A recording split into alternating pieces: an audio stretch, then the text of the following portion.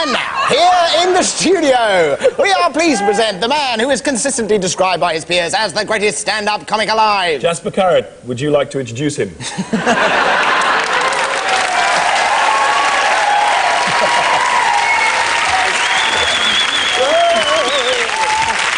on, Jasper. Just because I wouldn't wear a silly hat.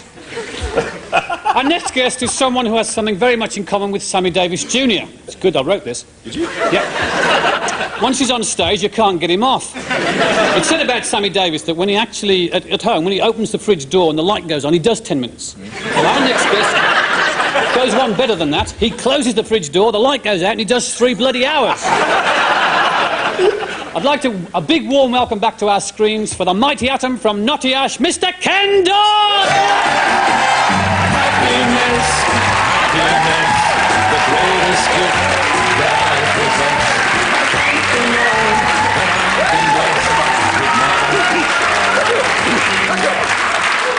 Shook it! First of all, Ninja Man, my Lord Mayor, Lady Mayoress, my gracious Lord Mayor, good gracious Lady Mayoress, fellow Rotarians, first of all, folks, I'd like to say how tickled I am. Well, I'll say it. How tickled I... Did you see that? I'll do it again. This lady seemed to like it. How tickled... Did you...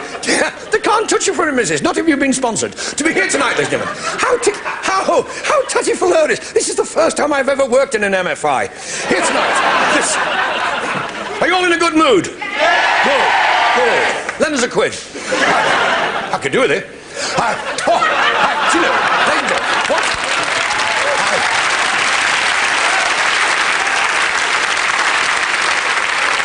Trouble? You don't know what trouble is. So this morning, I rang up the Samaritans. I said, hello, my name's Ken Dodd. The fellow at the other end shot himself. Do you know, ladies and gentlemen, I've been looking forward to you. I've been looking forward to this all day today. It'll give you an idea of the sort of life I live. Yes. 5 o'clock this morning in Nottingham, 5 o'clock, I flung the bedroom windows open, climbed in. I thought, bye.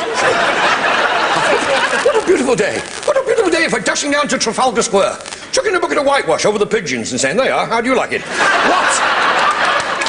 What a beautiful day for going up to Lenny Henry and saying, you did a great job there, Frank.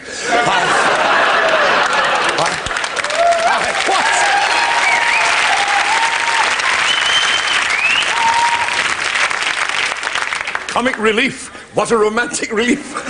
What a night for all the husbands. Try shoving a handful of ice cubes down your wife's nightie and saying, there's the chest freeze you always wanted. Yes. Do something wild and outrageous tomorrow morning. Try ramming a cucumber through the vicar's letterbox and saying, look out, the Martians are coming. Yes.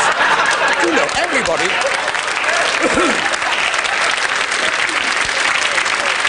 Everybody's into comic relief. Everybody's into it today. I've just seen a car wearing a red nose. A car. And an Irish policeman breathalyzing it.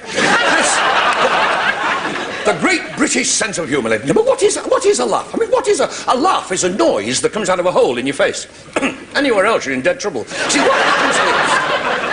A laugh starts here in your chuckle muscle. Now, that's the chuckle muscle in the middle of your diagram. Then it works its way up, past through your clack, and now through your titter valve. See... Everybody should do your... Next time you get out of the bath, just check up. You should have by rights 2 of everything down the sides and 1 of everything down the middle. That doesn't count, sir. You're from the Isle of Man.